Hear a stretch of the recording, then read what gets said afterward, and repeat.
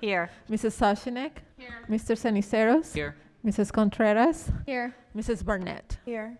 This time we'll take the Pledge of Allegiance.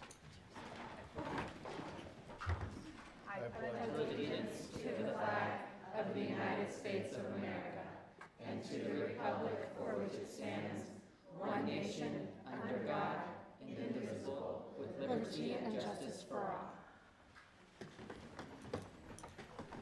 At this time, we'll take a moment of silence. It's also a great opportunity for you to silence your cell phones as well.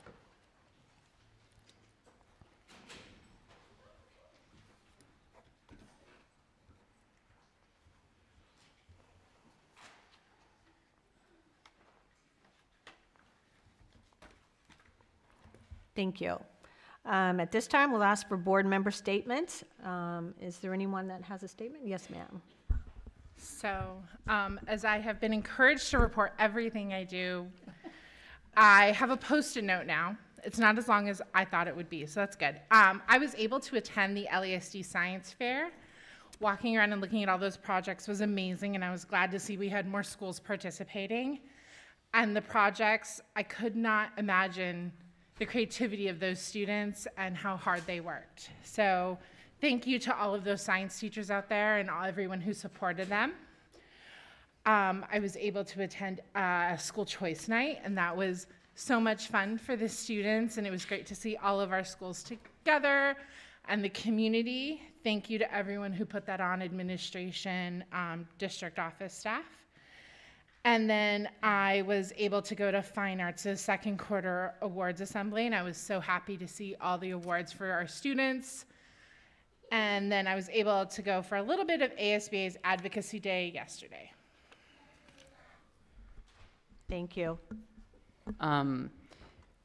Yes, school choice night. I was forgetting us all the amazing things that we went to. I attended school choice night along with Member Sosinick. I think all of us went. It was really nice to see all the community together and see all of the amazing things our schools have to offer.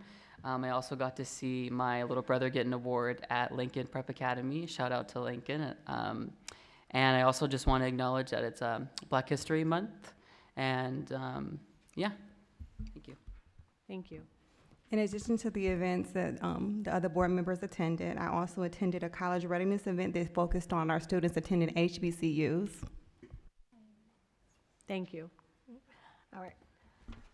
Well, thank you. With that, Dr. Freeman, we'll turn it over to you for the reading of the proclamation and your report. Yeah. Okay. Thank you, Madam President, members of the board, community members. Good evening, everybody. Buenas tardes a todos. Let me start out by congratulating our spelling bee winners. Candace Mullane's 8th grader at Collier Business Academy won the District B with the word vague, and Diego Pena, 8th grader at Quentin STEM, came in second. This event was very competitive, took 14 rounds to get an official winner crowned, and also like to extend a special thanks to all the staff who participated, got kids ready, coordinated the event, parents who helped with studying, spelling words. It can be a lot of work and a lot of pressure, and we appreciate all the support everybody puts into helping our kids be successful with that. As was mentioned, opening night for school choice was last month. We had over 1,200 students declare their school for next year in one night. And now the next day the portal opened, so parents who didn't come Monday night could make their selections. The new system is set up to be very convenient for families. After 2 weeks, we've had requests for just about half of our students. Staff across the district are using all communication tools at our disposal to get families to respond, and those efforts, of course, include text messages, posting on social media, electronic billboards, auto dialer calls, asks from even our bus drivers, individual phone calls, as schools compete to get 100% parent responses. Later this week, we're going to start to place all the students whose families we haven't heard from based on availability of seats, so we can finalize staffing plans for next year. Our academies offer a focus for almost every interest, and we want students and families to take advantage of that opportunity. All around our schools, students celebrated and learned about civil rights leaders, the history of our presidents, and engaged in Kids at Hope activities. I apologize. We'll go over it when you're done. All right. I only want to highlight some of those for each school because probably very long list, and I want to be conscientious of everybody's time. So, Civil Rights Day, also commonly known as Martin Luther King Day, is a significant occasion that commemorates the civil rights movement and a precursor to Black History Month. Our students learn about its historical significance and make connections to foster a sense of social responsibility, empathy, and a commitment to building a more inclusive, equitable world. At Fine Arts, first graders reflected on Martin Luther King Jr.'s positive impact on the world.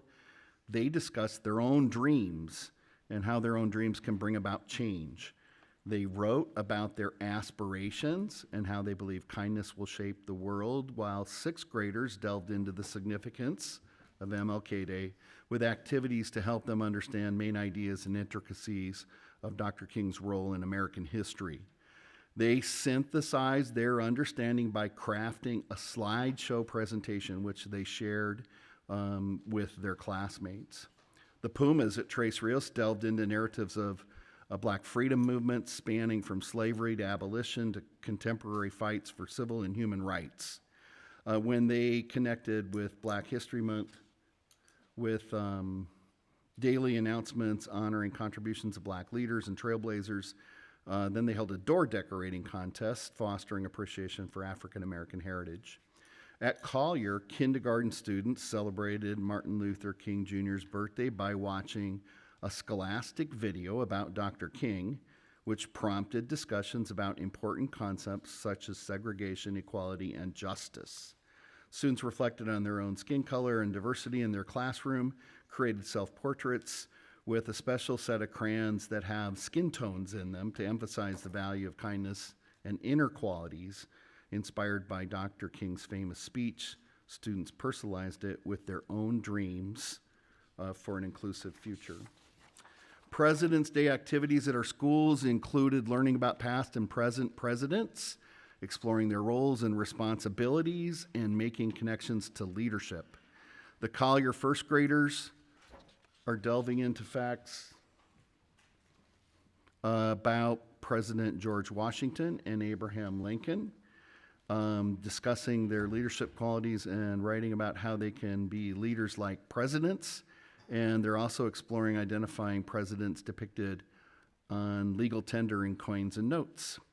Fine arts students are researching the president's impact on civil and human rights and constitutional amendments over history of our nation. And at Lakin Prep, the classrooms made a connection to the voting process. Country Place students are connecting presidential leadership to the 7 habits of highly effective people. And at Quinton's, their first graders are dressing up as presidents for the occasion. We have a technology issue. We apologize. We have some technical issues. All right. Our IAs. I'll keep talking, you keep fixing. All right. I have a few pages still. Take your time. Firebirds, they're learning about presidential responsibilities through nonfiction texts and academic conversations with preschoolers, focusing on George Washington and President's Day. The Estrella Vista Hawks are also reading nonfiction texts and using Achieve 3000 to learn about Presidents Lincoln and Washington and their contributions to America. Our Kids at Hope framework is important because it helps promote a culture of hope and optimism and belief in the potential of all children, regardless of their background or circumstances. Kids at Hope activities in our schools empower children to plan for a worthwhile future and to thrive in life. Our schools focus on ACEs, which are key components of hope for children. Do you know what ACEs are? I'm sure our kids do. At Quinton, teachers took part in an ongoing professional development to learn more about what it means to be an ACE, and that is a caring adult who creates high expectations and opportunities for success for children. Teachers are continuing to build relationships with their students, recognize who needs an ACE, and at Littleton, students learned about what ACEs are and began identifying who their ACEs might be in their own lives, Estrella Vista Kinder Aces joined their Kindergarten Love event to showcase all the wonderful learning and growing the youngest Hawks are engaging in. Other academies did a lot of work around time travel. At Country Place, middle school students are using College and Career Exploration Program, My Future AZ, to investigate possible future careers. Collier students will explore more mental time travel to all 4 destinations.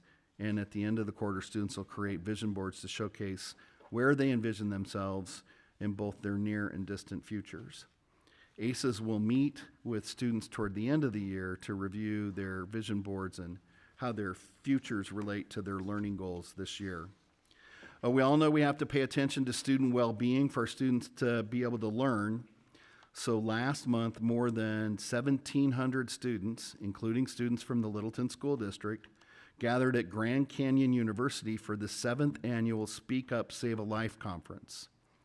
At that conference, students learned how to speak up and stand up in the face of bullying, depression, and suicide to help save lives, as evidenced by the facial expression in our 50 students walking around GCU with their 19 chaperones. They were impressed with the opportunity to visit this burgeoning college campus. Their keynote speaker was Jeremy Anderson from Atlanta, Georgia. He expressed how a teacher made a difference in his life, and he was informative. He inspired the students to overcome hurdles, especially to overcome negative self-talk and not to suffer in silence. The big takeaway for our kids was that everyone has bad days, but they should never be afraid to ask for help, to check in with peers, neighbors, or ACEs. When they return to their schools, the students are going to be able to share what they learned in different ways throughout the campus. Some of them will be leading sessions to share what they've learned about things to look for in others and resources available to school students and families. Some will share crucial messages such as "we care" and "you're not alone" and "there's hope." And the Collier staff and their teachers are proud of their students' interactions with one another, their commitment to asking if each other's okay. We have a quote from one of the teachers who went and said the event was an impact for teachers as well. The teacher shared this quote: "As a teacher here at Littleton, I want to provide the students in my care the most support I can by learning about the resources our students can use. For example, the 988 line for individuals who call if they're having a bad day or just need someone to listen. As adults in the education system, the more resources we know about, the more we can help." At the end of January, our staff with Human Resources partnered with Northern Arizona University to host an informal session for the West Valley Grow Your Own program. That's for teachers. And during the session, interested people heard about the program. They were able to meet with an enrollment advisor, financial aid representatives who could share the details of qualifying for the Arizona Teacher Academy Scholarship. All in all, there were 29 potential students that attended the session. 21 of those attendees were connected to Littleton. Any potential interested candidate can also visit the website for more details. We need more teachers. Lastly, I'd like to remind our community about the upcoming Digital Learning Day. This event will be an opportunity for schools, teachers, and students to showcase how our schools leverage technology in the classroom to enhance student learning. It's always a popular and well-attended event. Governor Hobbs even came last year. So we hope to see everyone in the community February 29th, starting at 8:30, right here in the ULC auditorium. In closing, I want to express our appreciation to Donors Choose and the Lakin teacher, who's the latest recipient from that group, for their donation of music supplies valued at over $600. So everyone have a wonderful Valentine's Day tomorrow, and that's all I have. Thank you. I think all of our computers are up and working. Thumbs up at the end? Yeah? Okay, yeah, it looked like our computers got taken over by something we didn't control, so I think We we're... wouldn't want it to be easy. No, it was not easy, but I think we're good. So we'll go ahead and move on to asking Amy to read the proclamation for reading of career and technical education. Thank you.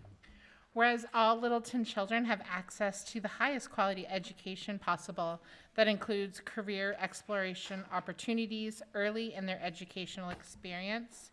Whereas leaders from business and industries nationwide report increasing challenges related to connecting qualified professionals with available careers.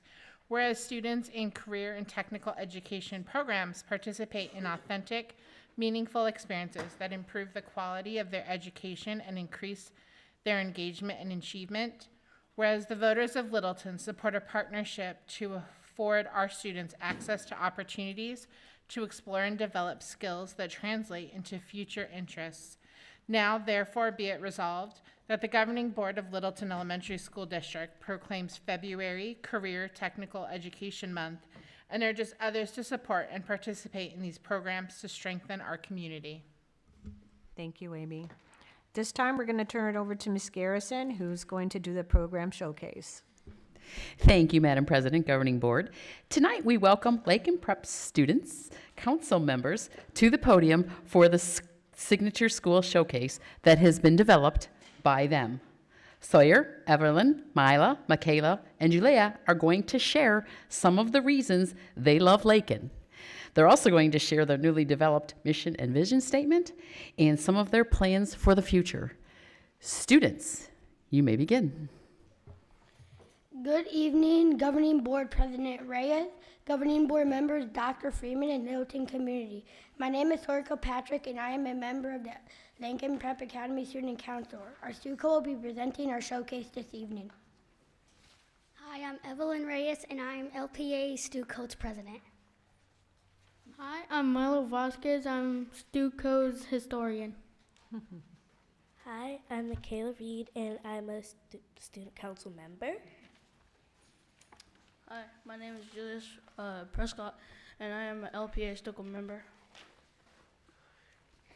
We are an international baccalaureate candidate school. We focus on our 10 learner profile attributes, which are thinkers, I figure things out, open-minded, I respect others, reflective, I think back, communicator, I talk and listen, inquire, I ask questions, caring, I'm kind, principle, I do the right thing, risk taker, I try new things, balance, I do a little bit of this and I do a little bit of that, knowledgeable, I know about the world. We state our missions and visions each morning. Our missions and visions were created by our teachers. It's important to say it so we all know our purpose.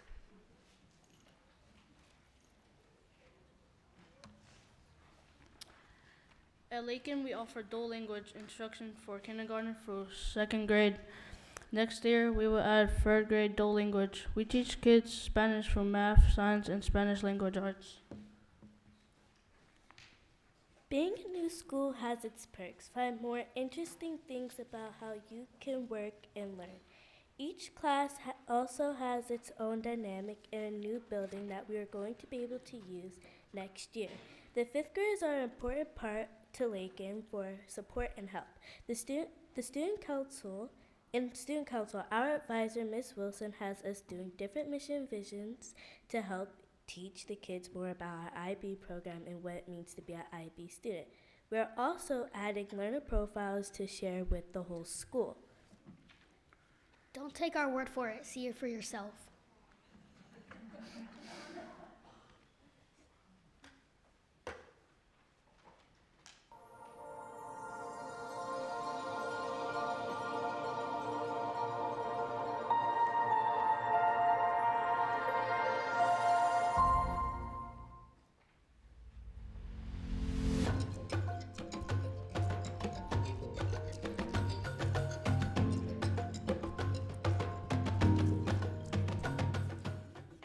LPA, we are a caring, confident, world-minded community. At LPA, we hold students accountable through high expectations and rigorous learning opportunities.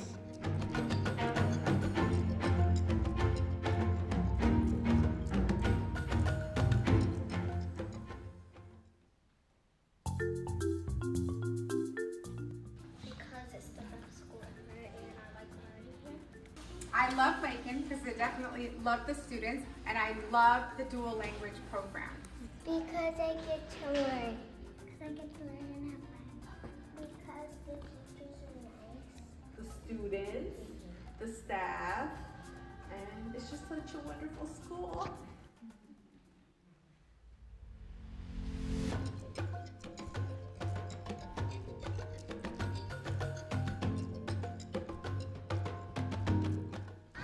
And my kids at home, I am talented, smart, and capable of success.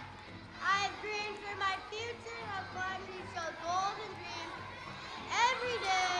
No exception. Vamos, Leones!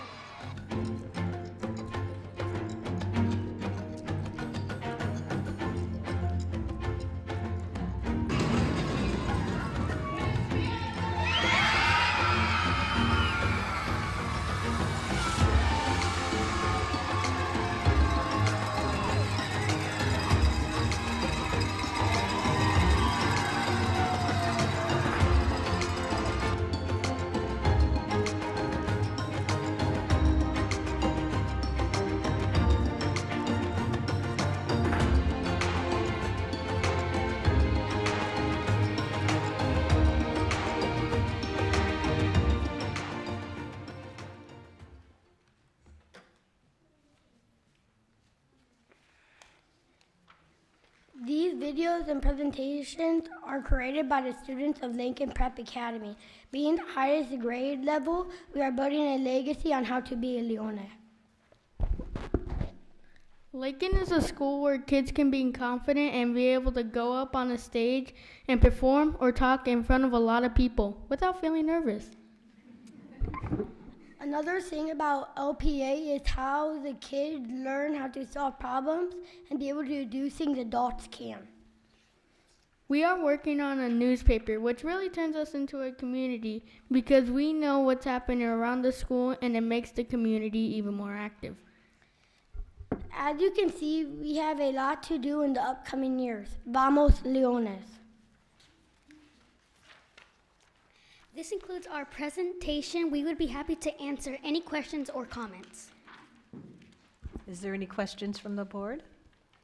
I don't have any questions, but great job. Thank you. I don't have any questions.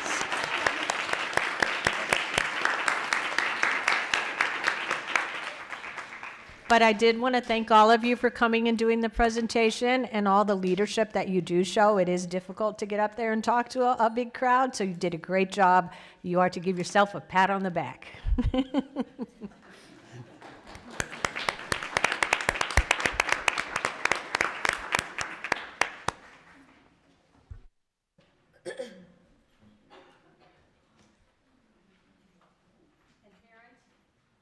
Parents, after they take the picture, if you want to come up and take a picture of your children, you're welcome to do that as well. Yeah, pop on up if you want to take a picture and get a picture close up.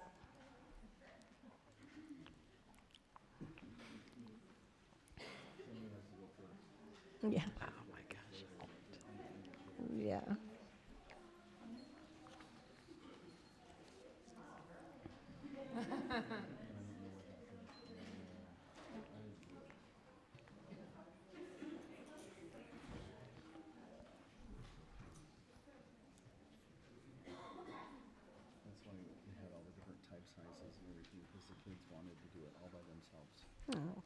They did a good job.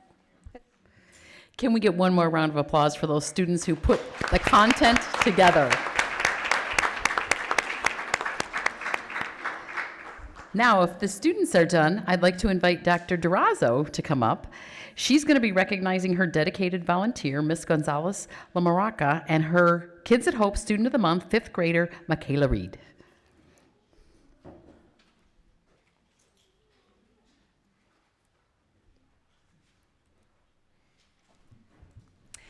Good evening, Governing Board President Reyes and members of the board. I believe we have a video for our Volunteer of the Year. She is joined tonight by her... On behalf of the entire school on behalf of the entire staff, well, you'll hear that in a minute, but I would just like to acknowledge, too, after the video, that she was joined this evening by her husband, who has also been a very huge support of Lakin, and their 2 children. So please come up for pictures after the presentation. On behalf of the entire school administration, LPA staff, and students, we are so honored to present Adeline Gonzalez Lamarca with our Volunteer of the Year for Lakin Prep Academy. Adeline serves as our PTA Vice President and has shown tremendous dedication to get our PTA started with a solid foundation. Starting a new PTA chapter at a brand new school has proven to be a daunting task, but that hasn't stopped Adeline.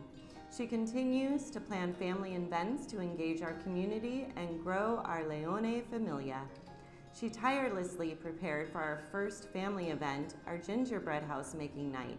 She taught herself how to use Google Forms for parents to RSVP, made several trips to the store for supplies, and spent several hours preparing kits, over 120, for the event. Because of her outstanding commitment to LPA, we are honored to recognize her as our Volunteer of the Year.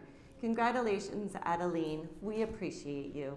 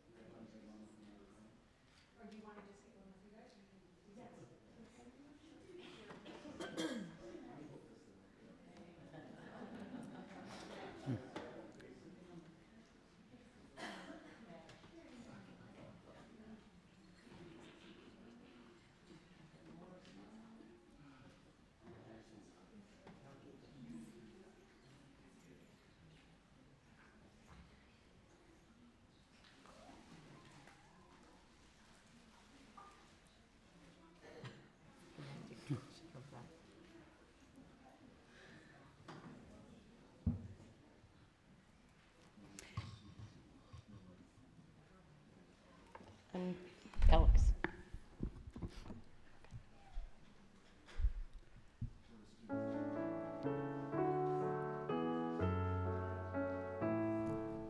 I have the honor of presenting Michaela Reed as the Kid at Hope of the Year for Lakin Prep Academy.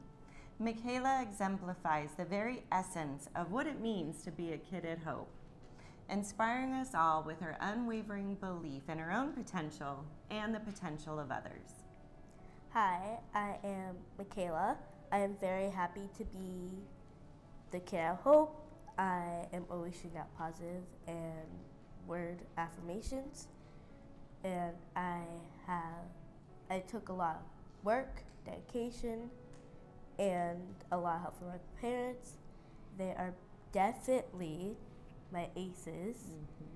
My mom, my dad, and honored to be the LPA Kid at Hope. As we celebrate Michaela's achievements, join us, the staff of LPA, in recognizing and honoring her for her outstanding contributions to our community. Michaela serves as a powerful reminder to be a thinker, open-minded, reflective, communicator, inquirer, caring, principled, risk-taker, balanced, knowledgeable, and that every child is capable of success, no exceptions. Congratulations, Michaela, and your family. Thank you.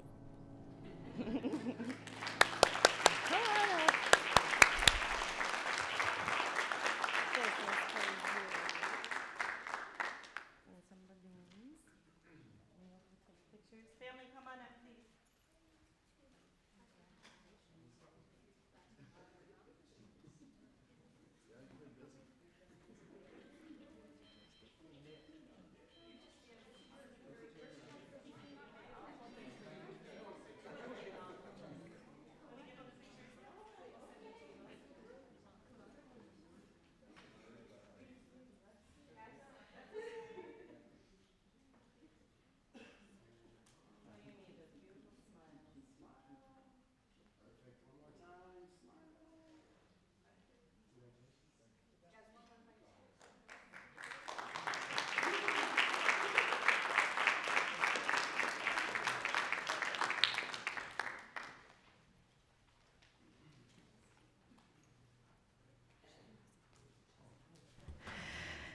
Madam President, Governing Board, we have one more celebration tonight. Miss Samantha Armstrong is going to come to the podium. She's going to help recognize our teachers who have received national board certifications. Miss Armstrong. Good evening, Madam President, members of the board, Dr. Freeman, the executive team, and Littleton community. I'm thrilled to be presenting to you our National Board Certified Teacher Showcase this evening. National Board Certification is often referred to as the gold standard of teaching, where teachers put their practice up for review against the criteria and rigorous standards for their certificate area, and it's recognized nationally. Tonight, we are celebrating the work of staff members who are currently National Board Certified, as seen on the screen. This includes 2 from Country Place who have successfully completed the process to maintain their certification this year. That would be Christine Lepla and Kimberly Eberling. We are continuing to partner with the Arizona K-12 Center for funding and coaching to support those who wish to pursue certification, and we do so with the support of the board and the district as we do work to grow our numbers of certified teachers. We currently have 8 teachers who are in the process of certifying across the district, and they are supported by the candidate support providers, which is myself, Raj Chima from Country Place, and Sarah Pearson, our math TOSA. So I want to thank you for this opportunity to share the amazing work that these people are doing here in Littleton, supporting National Board teachers and continuing to grow new ones to join our ranks. So when I call your name, if you could come up and join us so we can take a photo. We have Raj Chima from Country Place.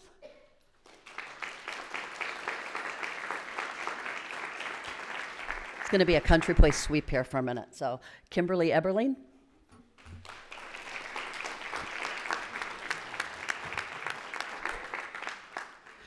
Chrissy Lepla.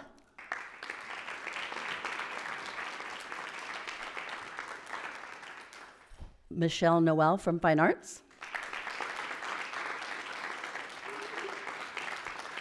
Kirsty Tomek.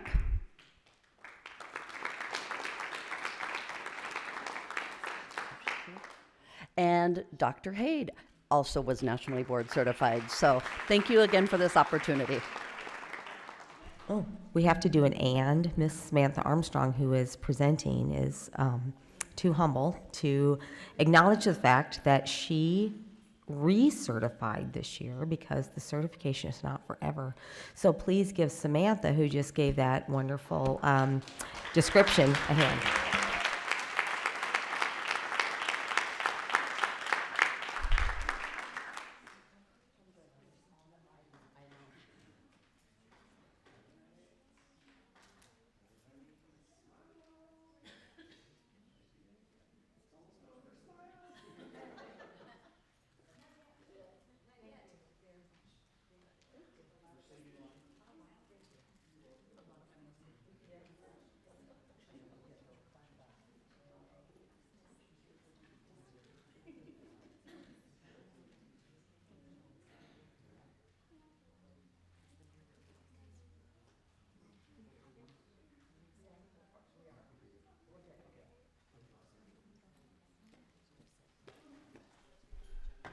Well, again, congratulations to all of you. Thank you for choosing Littleton to be part of it and teach, and we continue to look forward to more certified teachers. So thank you for all that you do.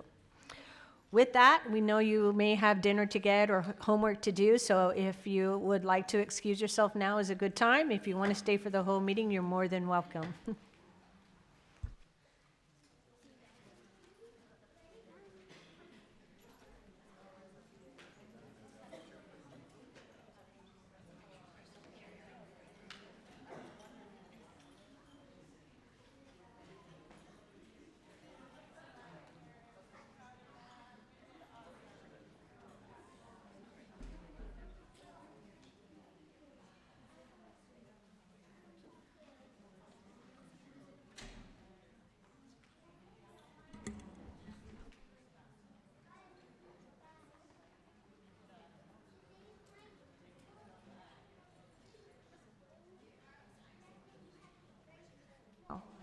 All right, at this time, we will have a call to the public.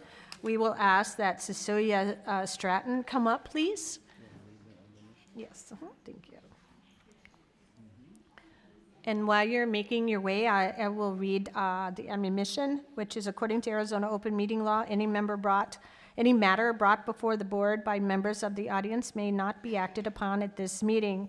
The governing board appreciates constituents' participation and asks that the attendees complete the form, which you've done. We allow 3 minutes for presentation, and in order to allow time for everyone, please reserve the right to limit your speeches to 3 minutes. No name-calling, personal attacks upon board members, staff personnel, or other persons in attendance or absent will be permitted by individuals who address the board. Your 3 minutes, please.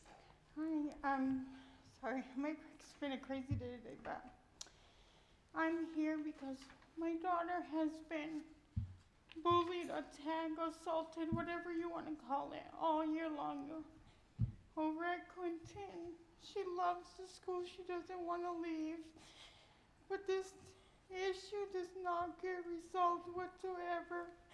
We have talked with the teachers, we have talked with the principals, we have talked with social workers, we talked with people at district, and it's becoming more of a regular and everyday occurrence. She's not only being verbally bullied, but physically bullied. She's had grass and dirt thrown on her. She's been pinched. She's had a laptop thrown on her side where she's lost her breath. She's had a door shut on her hand. She's been called a white girl. She's had like so much stuff to deal with. And every time, I'm gonna be honest with you, especially when she got the laptop hit on her side, I was really upset and I let the teacher have it. And I probably shouldn't have, but that's how I felt at the moment because I let the other stuff go and I didn't bring it up to anybody. I didn't say anything, I just let it go. But to get hit with a weapon where you lose your breath, to me is not okay. And for nobody to call me, nobody to send her to the nurse, nobody to check on her is not okay by me. When I talk to admin, it's like, just let it go. Just sweep it under the rug, and I'm not okay with that. She is my only child. I'm just waiting for the day to get a phone call that says, your daughter has been taken by an ambulance to the hospital. That's where I'm at right now. And I keep getting threats every time I go to the school to have a complaint or have a whatever. I get, well, we're going to transfer her to another school. We're going to transfer her to another school. She don't want to leave Clinton.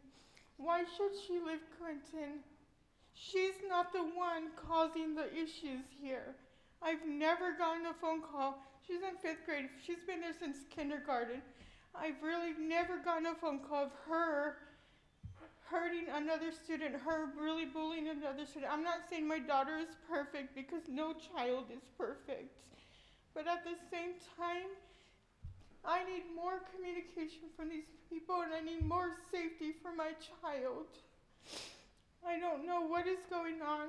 I try to communicate the best that I can, but it is just way too much. I've gone as far as looking at other districts, but she don't want to leave. I've called ASU. That is your 3-minute limit. I do appreciate you coming and giving us this information. Thank you.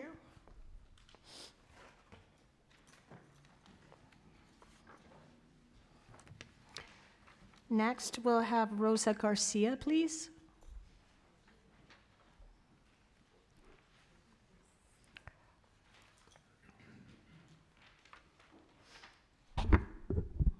Good evening, President Reyes, members of the board. My name is Rosa Garcia, and for the last 13 years, I've been a teacher at Quentin STEM Academy. I am addressing the board tonight as a reminder that we are better together. It is not just a tagline, it's a belief. It's something we must actively work towards. This includes interaction amongst the board, which leaves room to wonder whether that work is being done. As a teacher, I tell my students, you don't have to like each other, but you do need to treat each other respectfully. I'm asking that you take that same advice when working with each other, because I truly believe that we are better together. I am here to tell you about our staff and our leadership that work tirelessly to have each other's backs. With that knowledge that we are better together, every week teams take on extra students and extra responsibilities to cover for teammates that can't make it in. We have special teachers who take on extra kids so that one of us can substitute on other teams because we know it's detrimental to our students' education to spend a day split. We spend hours a day listening to stories from kids that may seem unimportant, but it's not what they say, it's what we're showing them. You matter enough for me to listen. Being in public education as a teacher or a leader is exhausting, but we keep going, keeping our students and community at the heart of every decision we make, knowing that we are better together. I am here to remind you of the things that can be forgotten when we lose our focus and we stop working together. When we stop rowing in the same direction, we are working against each other, and our community can't afford that. I'm here to remind you that you don't just represent yourself up there. You represent females, you represent people of color, you represent every group that you are a part of. Remember to do those groups justice through the actions you take. Remember the people that you got in this for, because this place is important. These are the students I love, the community I love, and the district I love. All I'm asking is that you be thorough in your thoughts and decision. Do right by us, do right by our students, and do right by each other, even if it's the hard thing to do. Thank you. Thank you.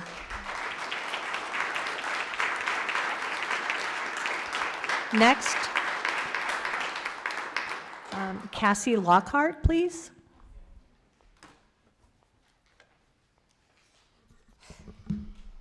Good evening, Madam President, Governing Board, and Executive Cabinet. I'm Cassie Lockhart. I'm here to speak to you as a teacher and as an advocate. Every day, teachers, admin, bus drivers, paras, secretaries, and custodians get up, come here.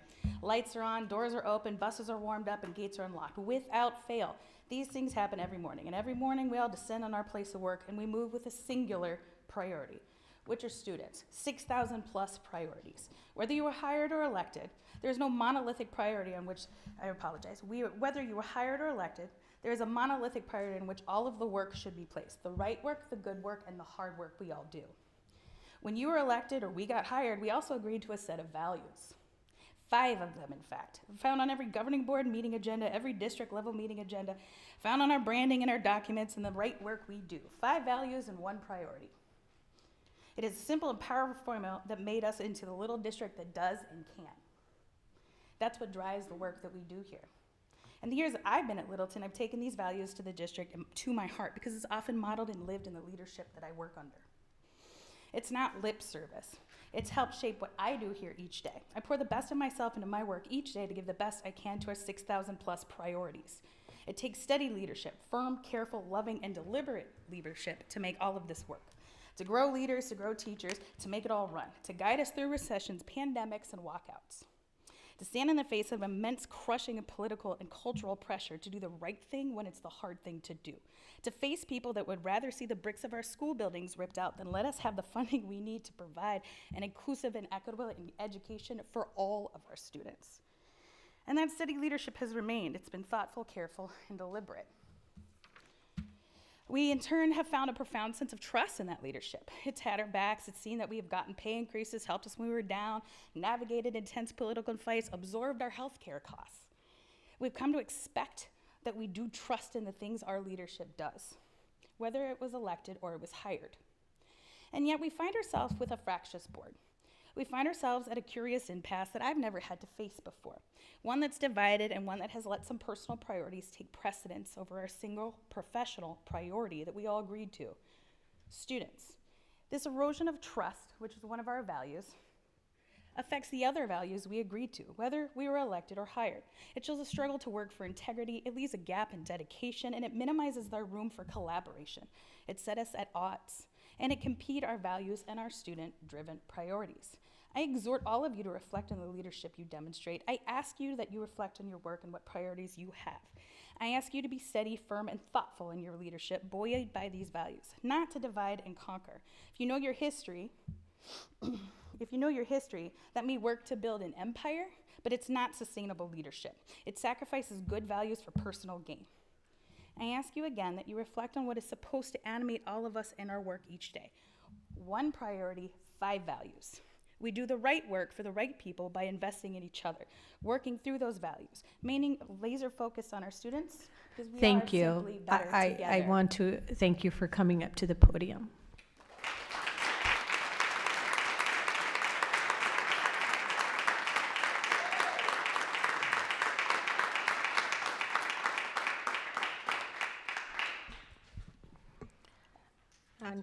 Thank you. Next item, we're going to have the consent agenda. Is there anything on the consent agenda that the board wishes to have pulled? Yes, sir.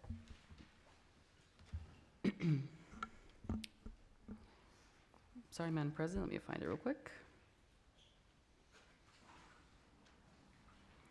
I wish to have item 6, oh wait, no, sorry.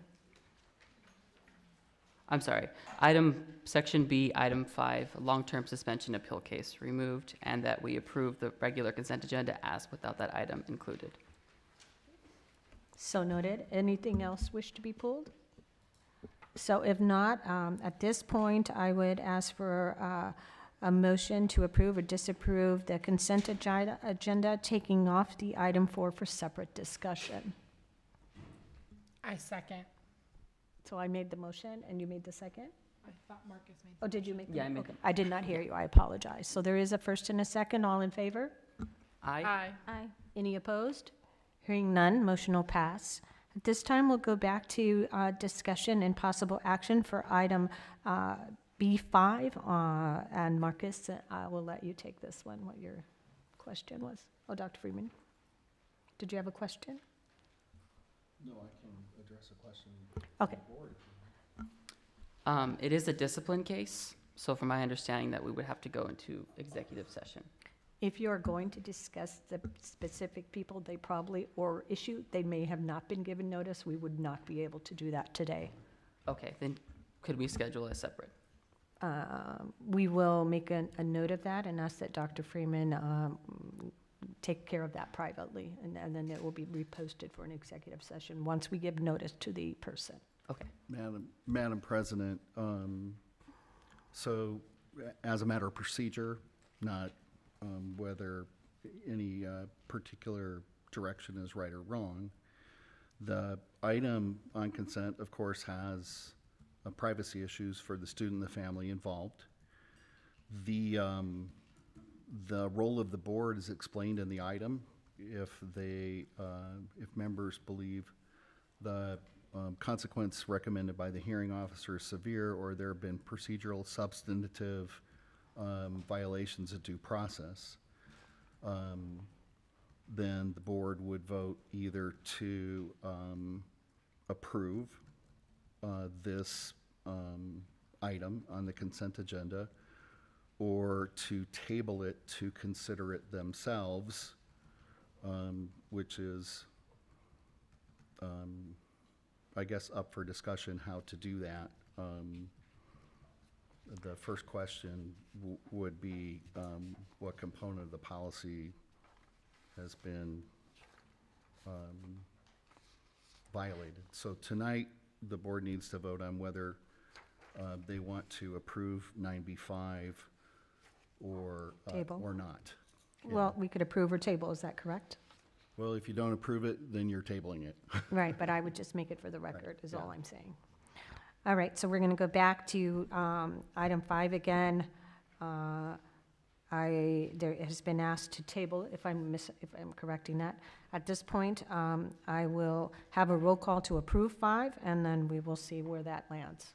So at this point, I'm going to ask for a motion to approve long-term suspension appeal case 240038. Need a second. Yeah, well, I can motion that. Is there a second? Hearing none, we'll go, that now dies. Going back to 5, I'm going to have a motion to table item 5, long-term suspension appeal case 24-003-8. I motion to table. There is a motion. A second. There is a second. All in favor? Aye. Nays? All nay?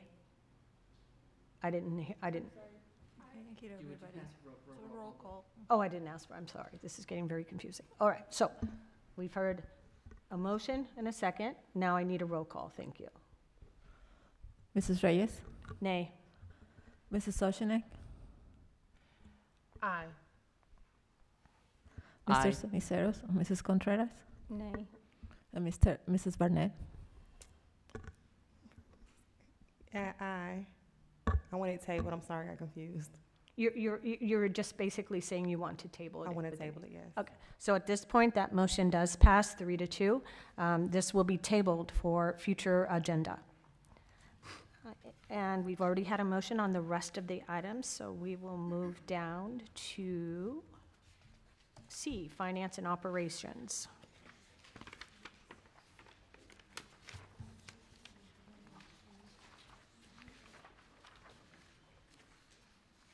And Mr. French, I believe that's for you. Madam President, we're done with item 9 and 9E. Okay, hang on, my was- computer keeps freezing and going backwards, so I can't figure out what I'm doing. So, I think we're on 10. Under you. 9E, we considered 9B5. All right, so we're on 10, thank you. I don't know what's happening to these computers, but they're not working very well. So at this point, we're moving on to 10, thank you, for the fiscal year 24-25 policy services. And the governing board's going to discuss a transition plan. And Dr. Freeman, I'll let you take that. Thank you. Thank you, Madam President, members of the board. At a previous meeting, we discussed the possibility of having transition to a new set of policy services provided by the Risk Retention Trust, who we use for legal and liability coverage. And I gave some background at that time on what was the impetus for them moving forward in that area. We discussed that the management team was suggesting that we engage the trust in their policy services for the remainder portion of the year, so we could look at those side by side and see which, moving forward, in which direction would benefit us. So provided in your backup material was information about those policies, the cost of services, and the list of other districts who have already transitioned and districts who are in transition. And actually, we picked up the idea from districts that are in transition because, as we discussed at the last meeting, the idea of trying to switch policies between June 30th and July 1st would be quite challenging. So the attorney working with the trust on the new set of policies and their architecture and a lot of the support documents that go with it is here tonight. Because we're not on the front edge of this, we're actually following the list of districts that are in your backup material. They've already created a crosswalk from the ABCD plan to the 1, 2, 3, 4, 5 plan. But there is some work to do because not every school district has exactly the same policies to do the work of figuring out where things are similar, copyrighted school board policy, and where their unique Littleton policy to make that transition. And that would be some of the work we'd be doing. So tonight, to give you an overview and hopefully answer any questions you might have about what that looks like and what that process is Attorney Jennifer McClellan, who's worked intimately on the project and has worked with the board on other things in the past, so she's familiar to many of you. And if it's all right with you, Madam President, have her come to the podium and make some remarks about the work that they've put together and then address any questions the board has. Thank you. Thank you, Madam President, members of the Governing Board, Dr. Freeman, and members of Cabinet. So the Arizona Risk Retention Trust about 2 years ago asked 4 law firms to create a policy manual from scratch. It was initiated at request of members of the trust. The trust, as you are likely aware, is an insurance pool. So it's made up of school districts and it's run by the school districts. Representatives from various members sit on the board of trustees of the trust. And the policy manual was created with the intention of trying to create a little bit more streamlined platform, one that was adherent to state statute, or the development of a policy if it would promote the assessment of risk and guard against that risk. The trust wanted to create a safety net for some districts who were leaving their current policy provider and didn't really have a plan of action. So that's how it started out. I was lucky enough to be involved as one of the attorneys responsible for creating the policies. I found out I liked it, so I'm doing it mostly full-time now in terms of working with districts trying to transition over to the model policies. I can tell you a little bit about what would be involved, if that would be helpful to you, or I could talk a little bit more about what the policy manual is. It's basically 5 chapters. Chapter 1 regards the work of the board. So open meeting law, rules of order, your EEO policies, the work of the board is in Chapter 1. Chapter 2 is regarding the superintendent and administration, the duties of the superintendent, and evaluation. Chapter 3 is business services. Chapter 4 is the Human Resources Department, and then Chapter 5 is about students.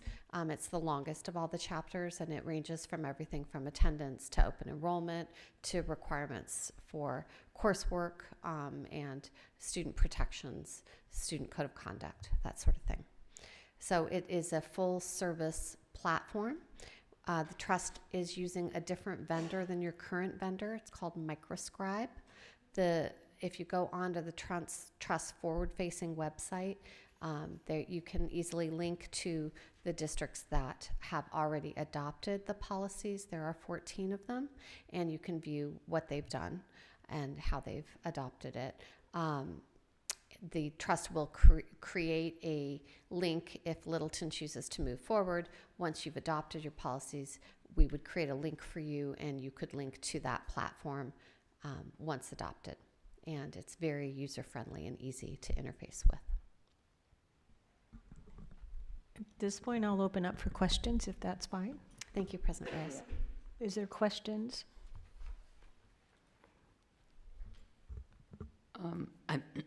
Thank you. I know it states that. I guess I know we had this conversation in November. So what we're asking is that we would like the district to receive policy services from the trust and ASBA's policy services, both together.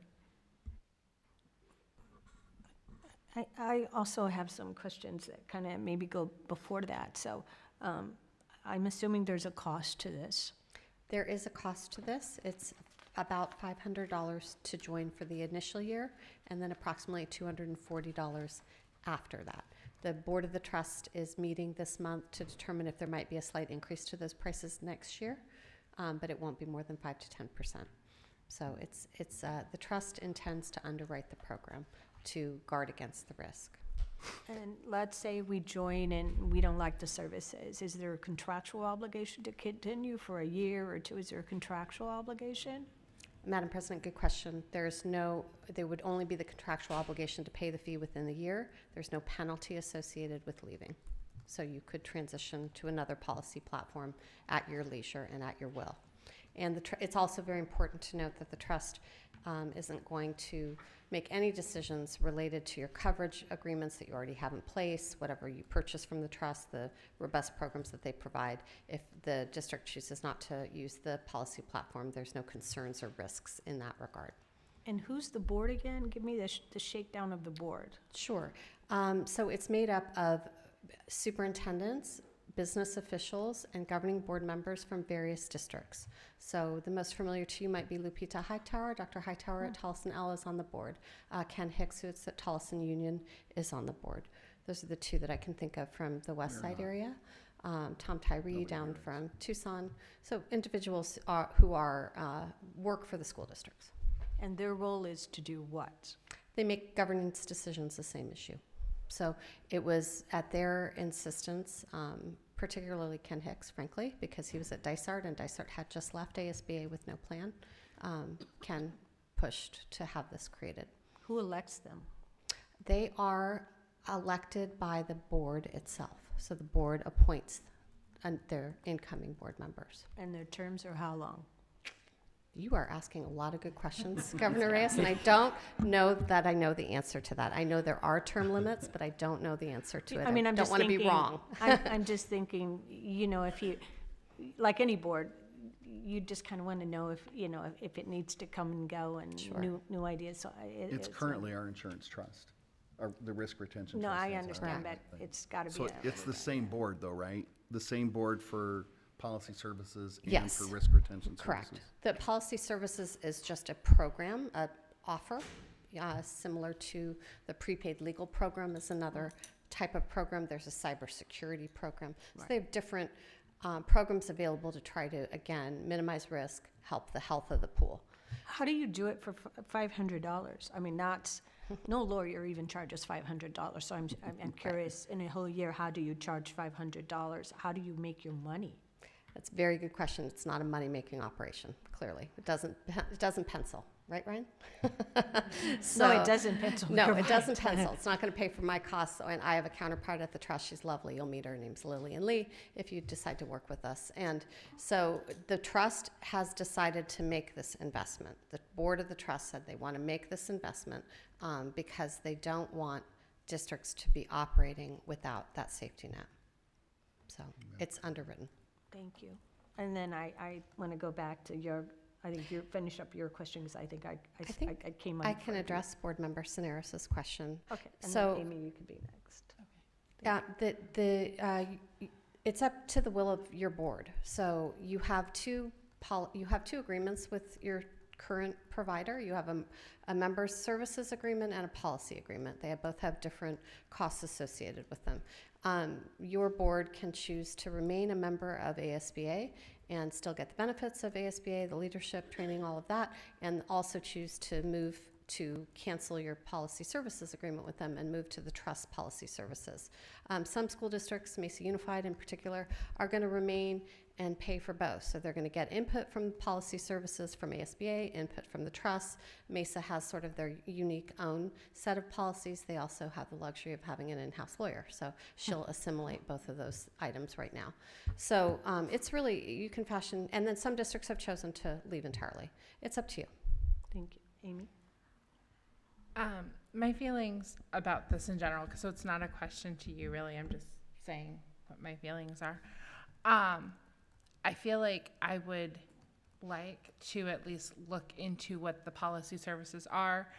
I don't want to leave ASBA quite yet, but I want to be able to see, and then if in the future we decide that we are happy with the policy services that the trust offers, then that could be a discussion we have or this board has at a later date. And I agree with that completely. I think that I would want to kind of do a side-by-side comparison, even with regards to the cost, because if these are identical services and it's just a matter of, pennies and dimes, then I would, kind of lean towards staying with ASBA. But definitely getting that information would be helpful. Yeah, I would have liked to see I know, I'm looking over it. Sarah, she's currently going through the 5 chapters that you guys have. I would have loved to seen that prior to our discussion. I think that would have helped me to see what you guys offer. So is the board asking to table it, or is the board asking to bring back more information with the side-by-side? I'm not sure I'm understanding what. Madam President, the cost is negligible. All we're doing tonight is not asking which service you want to go with, but for us enter into agreement so we can do the comparison. And then in the summer, before we move forward with the new fiscal year, which one you want to continue with. But it's hard to choose which one to continue with if you haven't looked at one of the choices. So that's the question tonight, is the board's not being asked to choose one or the other. The board's being asked to enter an agreement so we can do the work of comparing them.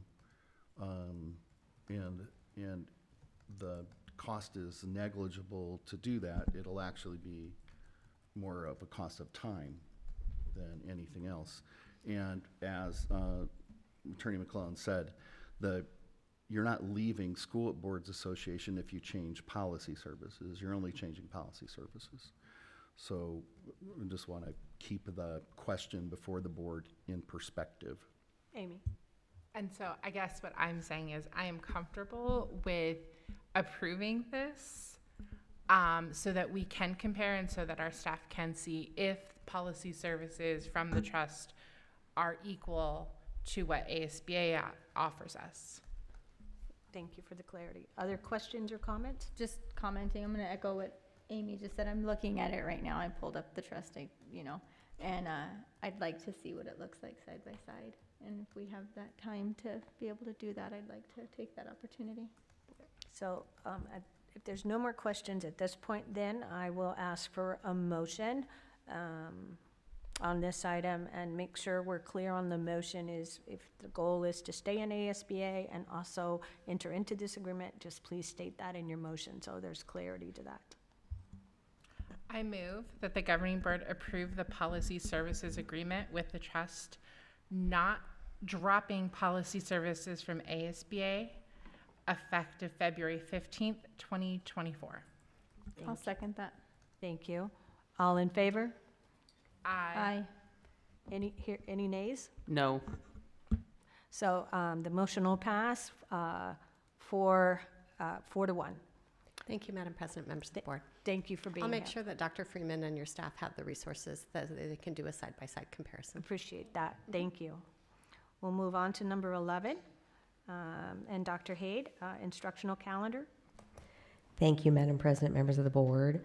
I would like to invite Mrs. Robbie Ann Dominguez-Musel to the podium, and she will be discussing items number 11 and 12 as she led the work for the instructional calendars for 2 years and then the staff calendars, but they are 2 different items.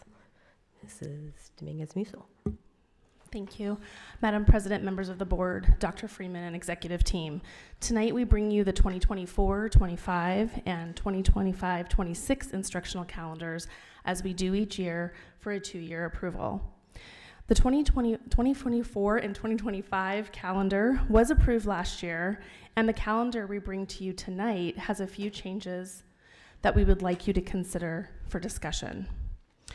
We bring these to you after feedback has been provided by a variety of stakeholders, to include our LEAP committee, made of teachers and staff throughout the district, our HR staff, our executive team, and our other administrators. We also reviewed the newest Tolleson Union High School recent 24-25 instructional calendar, which was, they made changes as well. So there's a slide okay, thank you. Artificial intelligence. Yes, right. I'll go ahead and start while Alex brings that up for us. So the slide will outline 4 main changes or differences from the 2023-24 calendar to the 24-25 calendar.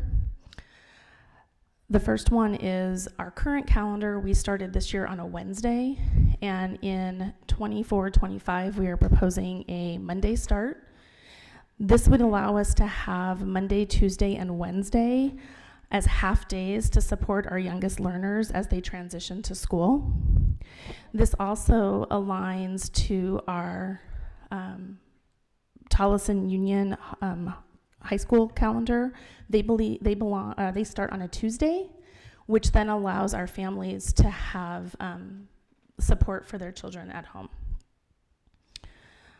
The next item that is different between the 2 calendars is the Indigenous Peoples Day. So this year, that holiday fell during our fall break. Next year, it does not follow the fall break calendar, and our fall break is alignment with Tolleson Union, so we would not be having that holiday observed in our instructional calendar. The same thing happens with Cesar Chavez Day, and this year, in school year, that fell over our spring recess, and in 24-25, that day does not follow over our spring recess, so it would not be observed as a non-school day. The last day for students this year is a Wednesday, and next year it would be on Thursday. This would still allow our students to finish prior to Memorial Day. The 25-26 calendar, which we're not going to necessarily bring up, does mirror the revised 24-25 instructional calendar. So I'll take any questions or comments. And this is just for discussion today, not for action. Is there questions? Yeah, just to comment, I know recently, Tulsa Union has election day now as a day off for employees and the students and the staff. So that's a day that they contribute to civic education. I'm just wondering if that's a thing that maybe we were thinking of following suit. We currently have not considered that, Member Sincero, so we can definitely take that back for consideration. But do you not have, if there is required to give time off to go vote, and I don't know how you work that in or what your structure is, but that is already, there is some consideration, I'm sure. Member Siniceros and President Reyes, this school year, Tulsa Union did have election day off. Next school year, they do not have it scheduled to be off, which is why we followed that. And yes, we do encourage voters to go out, and we provide coverage for them to go and perform their civic duties. Thank you. Any more? All right, thank you. Looks like you also have the staff work calendars next. Thank you, Madam President, members of the board, Dr. Freeman, and executive team. Tonight we bring you the 24-25 work calendars for discussion. We have received feedback from a variety of stakeholders, again, including our LEAP committee, executive team, our HR staff, and other administrators. These calendars align to the instructional calendar that we just discussed and proposed in the last item. The number of holidays and work days for each calendar align and is consistent with our current 23-24 work calendars.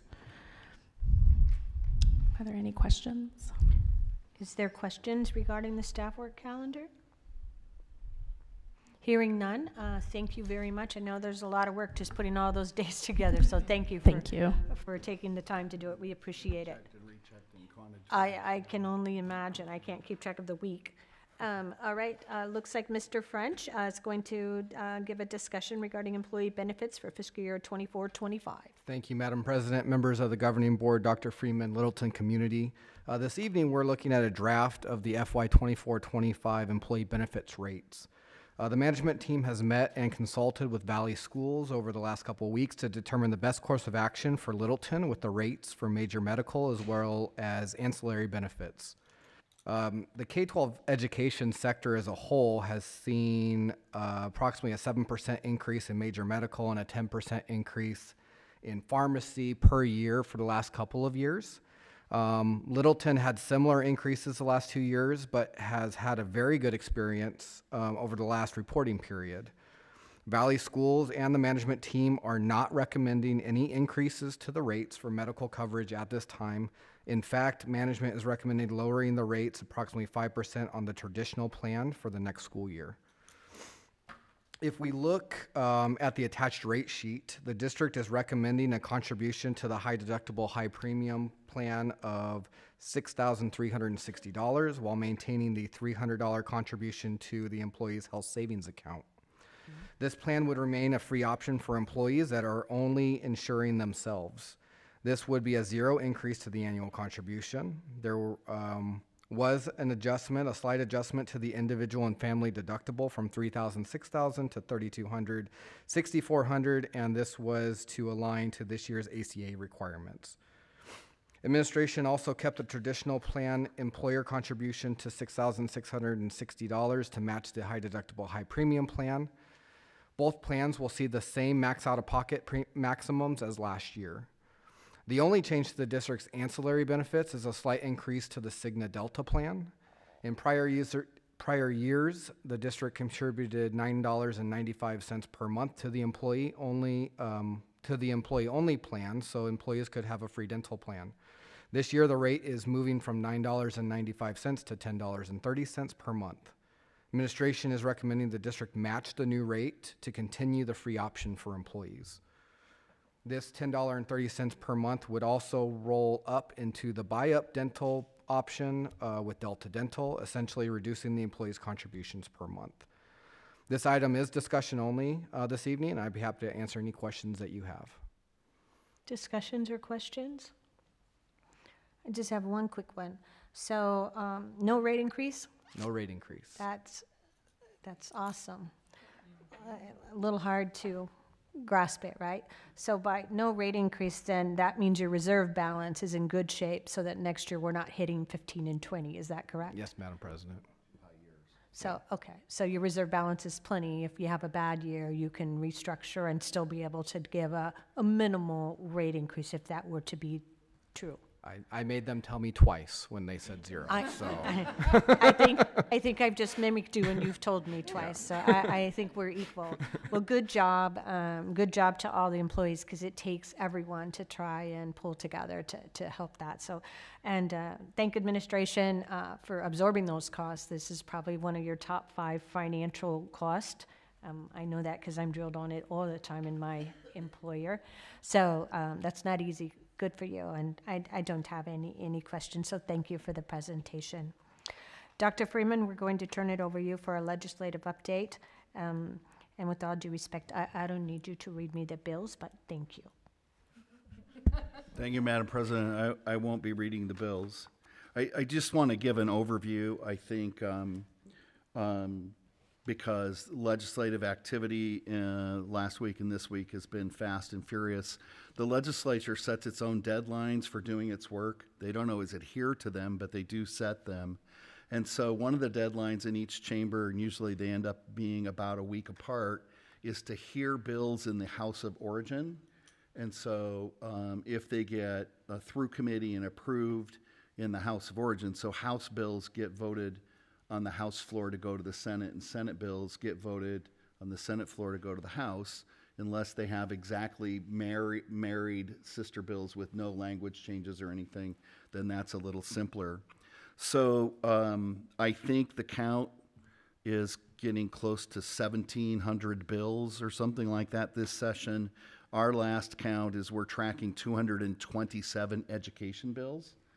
And so there could be some that start to drop off now if they didn't get a committee hearing or got voted down in a committee hearing, so they're not making it to the floor of the House of Origin. Sometimes they do sneak back in as strike everything amendments, but we should be able to, by the end of the week or next week, start tracking a fewer number of bills which, we'd say are still moving.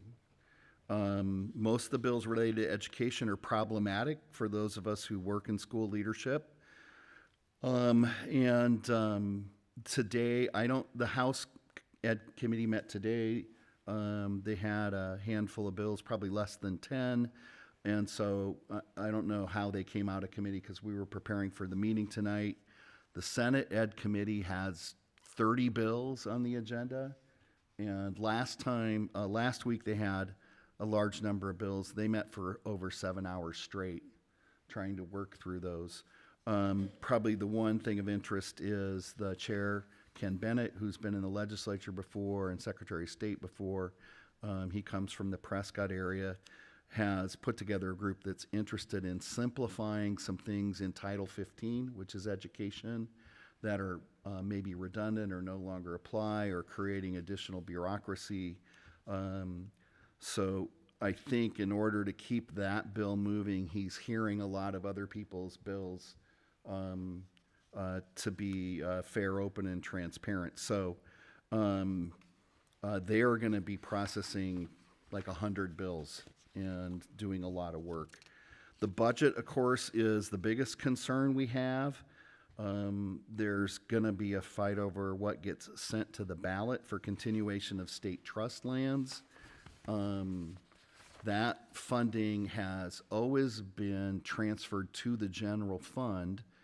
In the 90s, I was involved with a group that was trying to press the legislature for those trust lands to come to us. And essentially what they told us then, and that was when the ACE initiative failed and they started actually cutting into the COLA, is that until the trust land fund exceeded the total allocation to schools, we're getting it. It's somewhere along the way that got capped at a certain $1 million number, and then the excess is what goes to the fund that was Prop 123. So that right now is a 6.9%. The Republican legislature has proposed to continue it. The governor's proposed to add 2% to it. So what's happened for people listening is everybody knows that real estate has gone up and up and up through the pandemic.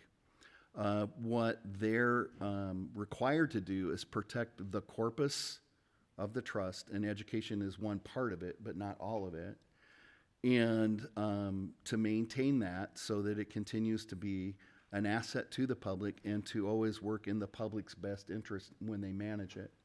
But it's been earning way more than it was projected to, so there's these additional excess earnings that the governor believes, and we think she's right, that could go towards education. So that's one of the big issues between the governor's plan and the legislative plan is there's 2% difference. Of course, that makes a world of difference to us. The other is the restrictions that are being placed on it. So what's happened now is there's 2 sister resolutions from Senators Mesnard and Hoffman. And we think they're fraught with problems to the point where they may seem even punitive. They have a very narrow definition of what a teacher is. So for instance, Mrs. Contreras, who's at the dais tonight, would be excluded based on their definition. And I think our special ed teachers do some of the hardest work in public schools because they may, in a cross-cat situation, have a small census of kids. They wouldn't be considered for the funding from the Republican leadership. And the other thing they're doing is they're sending it in a fund to the Department of Ed for people to turn in their names to get a check if they qualify, instead of putting it into school district funding so we can put it into teacher salaries in their 26 pays. So there's mechanism issues, there's dollar amount issues, but the biggest issue I think that we're confronting is they can pass these resolutions with just a majority vote in the Senate and the House, 16 and 31, which is the number of Republicans in each chamber. It doesn't go to the governor. It goes straight to the Secretary of State and goes on the ballot as presented. And if the language is not made better before that happens, we could be in a position of opposing money for teachers, and that would be awful because the language is so bad. So there's a lot of effort going on between different advocacy groups to try to get some of the language that's been proposed by the governor into the Republican Senate leadership's resolution. The ABIC group, which I'm a policy co-chair on, is taking this, the idea of simpler is better. The less in the weeds the legislature tries to get in how to direct things, the more discretion to school boards and the state board and those kind of things where those decisions need to be made at the level closest to the staff and the community. So we're pushing for these resolutions not to have all of these fine details, but to have general statements that allow people who are close to where the kids are to do the work. And this is not one of those things that's going to be really effective after the resolution's passed, gone to the Secretary of State, and appears on the ballot. Is really almost too late to argue about it. So whatever influence people have and can exert, and the challenge, of course, is LD 22 is a mostly Democratic district, and this is mostly being run by East Valley Republicans. So, you know, getting any kind of influence there is a challenge, but it's an important one. The other thing they did is they put the 2 sister resolutions on there in such a way that they both have to be passed by the voters. If one fails, both of them fail. And we can't understand quite why they did that unless it was to increase the chances of failure. So we were looking for a legal reason, single subject reason, or something like that, and we haven't found it. So for most of the Education Leadership Committee, the governor's proposal is far better for our community. But she can't do a referendum. The legislature has to do that. The other way things get on the ballot is by initiative, and that's the signature gathering process, which is time-consuming and expensive. And essentially, somebody has to fund and promote that work, and that's kind of the irony. If the teachers are the benefit of an initiative, and the teachers don't have enough money now to pay their bills, how are they going to pay for an initiative? So we really need to be working with advocacy groups and people that people know to get a decent referendum on the ballot. I think people are aware of the budget situation in Arizona in the general fund. They are overextended by estimates of $1.4 to $1.7 billion. And so really, most hope for additional funding for schools will come from the state land trust deal. And those, because their propositions are only going to go on the ballot in even years. So November 24 is the year to do it. Otherwise, you have to miss a year and go to November 26. So it's just a super, really important time in the legislature to get the concurrent resolution language massaged to make it more workable. And I can't tell you how we can do it, but there are advocacy groups working out there, a lot of them, to get this done. And for you to be aware that we're working on it and to be informed about its importance and what some of the differences are. So the other thing about it not going to the governor is that means there's no veto. So she can't veto bad resolutions. She can veto bad bills, but not bad resolutions. So voter advocacy, constituent advocacy is really critical at this time in the legislature. There's numerous bills, and as I promised, I'm not going to go through all of them, but I can try to answer questions for people if they have some, if there's any point of curiosity or concern. Thank you. Is there questions or more detail? Thank you. Any future items that anyone would like to be placed on the agenda? I know we have the one table item. We'll make sure that gets brought forth. Is there any other items? Hearing none, then I will have a motion to adjourn. I motion that we adjourn at 7:26 p.m. Thank you. All in favor? Aye. And opposed? Thank you. Regular meeting stuff to sign? Don't go anywhere. Ada, I was also at the NAU event